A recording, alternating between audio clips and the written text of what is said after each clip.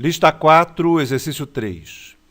Um fio infinito é dobrado, como mostra a figura 1, de tal forma que não há contato no ponto P. Por esse fio passa uma corrente I no sentido mostrado. A espira circular está no plano YZ. Determine o vetor campo magnético no ponto C. A espira agora é girada no sentido horário até se posicionar perpendicular ao fio. Isso é paralelo ao plano XZ. E a segunda parte do fio reto perpendicularmente à primeira, como mostra a figura 2. Determine o vetor campo magnético no ponto C. Bem, vamos começar com o primeiro, né? Determinar, no caso, a figura. Então, a gente tem um fio infinito, certo? Que ele é dobrado dessa forma. Aqui está o ponto P, é o ponto pelo qual o fio é dobrado e volta ao mesmo ponto, e continua para o outro lado. O fato de não encostar no ponto P é só para você não ter nenhum contato elétrico. Na verdade, ele não encosta. Por quê? Porque a corrente vai vir nesse sentido, vai passar no sentido anti-horário nessa espira circular e continuar para o infinito para o outro lado.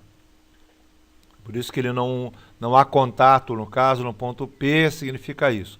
Mas, na verdade, esse aqui é um conjunto de 3 partes que geram um campo no ponto C. Essa parte do fio que chega até aqui, a parte da espira e a outra parte que sai do ponto P para o outro lado. Bem, então o que a gente faz? Para poder calcular, a gente vai calcular o campo magnético, a gente pega cada pedaço do nosso fio e calcula o campo magnético nesse ponto.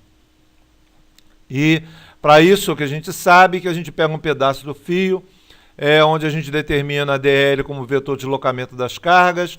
As cargas estão em movimento nesse sentido, e essas cargas em movimento geram um campo magnético circular em torno delas, certo? Falando só esse pedaço DL, gera um movimento circular em torno delas, um campo magnético, onde a posição que eu quero calcular o campo magnético é determinada por esse vetor posição R com relação às cargas, certo? E com esse vetor R a gente pode caracterizar o versor R, que é um vetor de módulo 1 adimensional na direção e sentido do vetor R. Bem, entre o ponto C, e a direção perpendicular ao fio, eu tenho uma distância R, que é o raio da espira, né? Bom, entre o ponto que eu peguei de tamanho DL e o ponto perpendicular e a posição perpendicular até o ponto que eu estou calculando o campo, eu digo que essa distância é L porque o meu DL é a variação de L, certo? Muito bem. E como é que a gente calcula um campo? Por Biot-Savart. Biot-Savart diz o quê? Que se eu tenho um pedaço DL de fio que passa uma corrente I, certo? Eu posso calcular o campo magnético num ponto a uma distância R, onde R é o vetor posição, R vetor é o vetor posição do ponto com relação ao DL, né, as cargas que estão em DL, e caracterizando o versor R na direção e sentido do vetor R, o campo magnético é M0I sobre 4π, o DL, que é o vetor de deslocamento das cargas, produto vetorial com o versor R dividido por R ao quadrado. Muito bem, esse aqui é a Biot-Savart. E por Biot-Savart a gente calcula o campo magnético gerado por este pedaço DL neste ponto aqui, certo? E como eu disse, ele é circular, né, em torno do meu DL, quer dizer, é perpendicular ao vetor posição R e perpendicular ao DL ao mesmo tempo. Isso faz uma linha de campo circular em torno do DL. Muito bem, entre DL e R eu tenho um ângulo que eu chamo de θ. Um ângulo θ, consequentemente, o módulo do meu campo magnético nesse ponto vai ser M0I sobre 4π, DL, módulo de DL, vezes o módulo de R, vezes o seno do ângulo entre os dois. E o seno do ângulo entre os dois é o seno de θ, certo? Bom, dessa forma, o nosso o versor dr tem um módulo igual a 1, certo? E o seno de θ, levando em consideração esse triângulo retângulo aqui, é Rzão dividido por Rzinho. Assim, o meu dB fica μ0, o módulo, né, do meu campo, dB fica μ0i R sobre 4π, R o raio da espira circular, dl sobre Rzinho ao cubo. Bom, mas quem é Rzinho? Rzinho é, pelo triângulo retângulo, é a raiz quadrada de L ao quadrado mais Rzão ao quadrado, e isso elevado ao cubo fica L ao quadrado mais Rzão ao quadrado elevado a 3 meios. Consequentemente, eu caracterizo o meu campo dB em função de uma variável só, que é, no caso, o Lzinho. Dessa forma, o meu campo total é a soma do campo de todos os dLs dessa parte, certo? Que vão ter exatamente a mesma característica. Todos os meus dLs vão do infinito, no caso de 0 ao infinito, certo? Vão me dar o meu campo.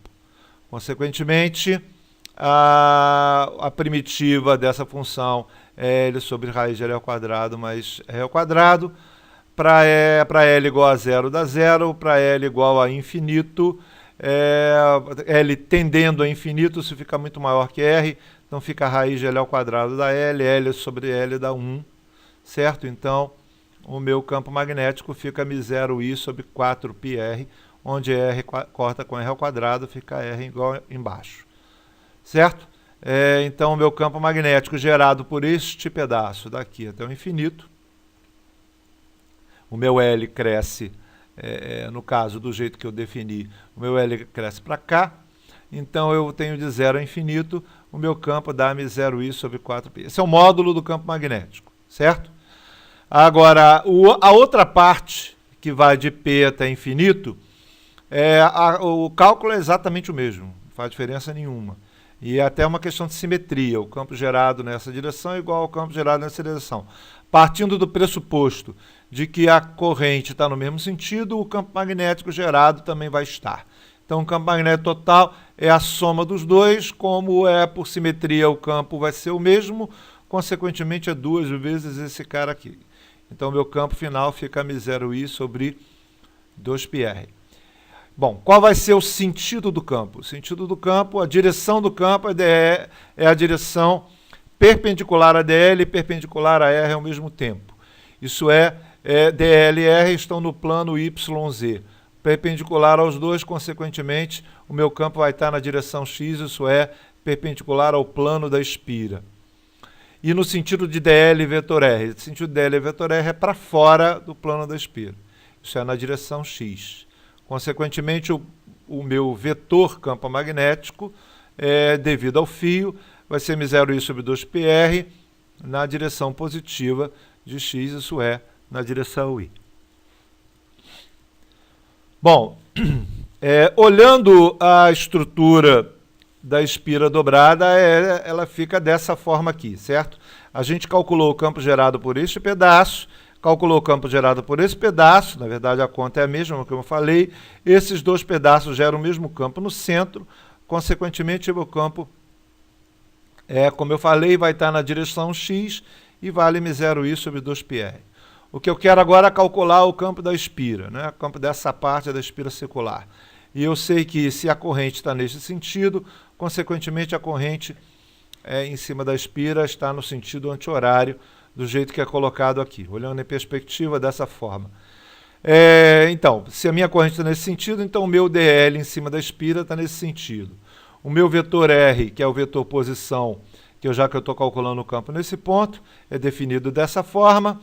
E o meu campo da espira é no dl vetor R, isso é perpendicular também ao plano da espira, porque é perpendicular a dl e perpendicular a R, os dois estão no plano YZ, consequentemente o campo gerado pela espira está na direção X, do mesmo jeito que o do fio, né?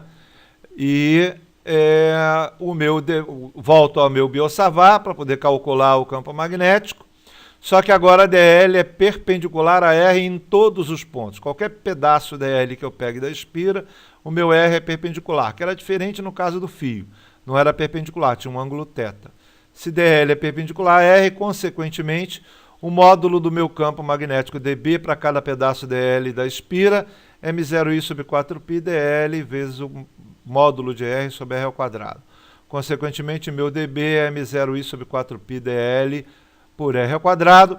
Toda essa parte aqui é constante, então o meu campo magnético fica a constante vezes a soma de dl, onde a soma de dl é a soma de todos, do todo o comprimento do fio. Consequentemente, o campo magnético vai dar m0i sobre 4π, 1 sobre R ao quadrado, vezes o comprimento do fio, que é 2πr. Então, o campo magnético da espira é m0i sobre 2r. Π cortar com π, R ao quadrado com r, e o 2 com 4. Bom, o campo magnético da espira, então, é m0i sobre 2r, na direção i, isso é, perpendicular ao plano da espira. Como o campo do fio também é perpendicular ao plano da espira, os dois estão na mesma direção e no mesmo sentido. Então, o campo total final, que é o campo do fio mais o campo da espira, vai ser m0i sobre 2r. Aí, no caso da espira, até dividido por 2r. No caso do fio, dividido por 2πr. Então, fica 1 mais 1 sobre π na direção i. Esse é o campo magnético total no ponto C devido a essa configuração. Bom, e no caso do fio dobrado, ele dobrou o fio dessa forma. Você tem aí agora, o fio foi girado, né? A espira gira no sentido horário. Se ela gira no sentido horário, a corrente fica desse jeito aqui, ok? Gira no sentido horário, isso, ela fica desse jeito aqui. Assim, o cálculo da parte da espira do ponto P para trás é a mesma coisa. Se toda a conta é a mesma, o meu DL e a parte do outro fio, agora que eu dobrei ele para baixo, perceba que o meu DL e o meu R, em todo o fio, o DL e o R são paralelos. Como o DL e o R são paralelos, o produto vetorial entre os dois dá zero. Bom, eu posso interpretar isso de outro jeito. Eu digo o seguinte: quando a carga se move, na direção do movimento da carga, ela não gera campo. Ela só gera campo em pontos perpendiculares, com uma distância perpendicular diferente de zero à direção do movimento dela. Na direção do movimento, no caso nesse ponto aqui, a carga em movimento não gera campo. Então, nesse caso, só essa parte do fio vai gerar campo. Consequentemente, a conta é a mesma que a gente fez no item anterior, né? Eu só repetir aqui a conta, só que no final da história, o meu campo fica m0i sobre 4πr, já que eu não tenho a contribuição do outro pedaço. Então, em vez de 2πr, fica 4πr. Então, meu campo final fica m0i sobre 4πr na direção i, idêntico ao outro. Bem, agora, olhando em perspectiva, a minha estrutura está dessa forma. Esse cara não contribui para o campo, esse cara, o campo é essa, e a minha espira tem, na verdade, essa direção, certo? Como ele foi gerado no sentido horário, você vai ter essa direção, o campo vai estar dessa forma, consequentemente, o campo gerado pela corrente é perpendicular a dr e no sentido de dl vetor r, isso consequentemente, é nesse sentido. Agora, a conta, o módulo do campo gerido pela espira, a conta é exatamente a mesma, não tem diferença nenhuma. A única coisa que vai mudar, o cálculo do módulo é o mesmo, até aqui é o mesmo. A única coisa que muda agora é o vetor, o campo da espira, o campo magnético da espira, que agora está na direção y, certo? E no sentido contrário a y. Isso é menos m0i sobre 2r na direção j. Certo? No sentido contrário a y, esse vai ser o campo da espira. Consequentemente, agora o campo da espira e o campo do fio não estão mais na mesma direção. Agora estão perpendiculares um ao outro. O campo do fio continua na direção x, porque esse pedaço do fio não mudou, e a espira agora, o campo dela está na direção y. Perceba que toda a conta é a mesma. A única coisa que muda agora é o campo final, que quando a gente soma os dois vetores, eu vou ter o campo do fio na direção I e o campo da espira na direção -J. É isso.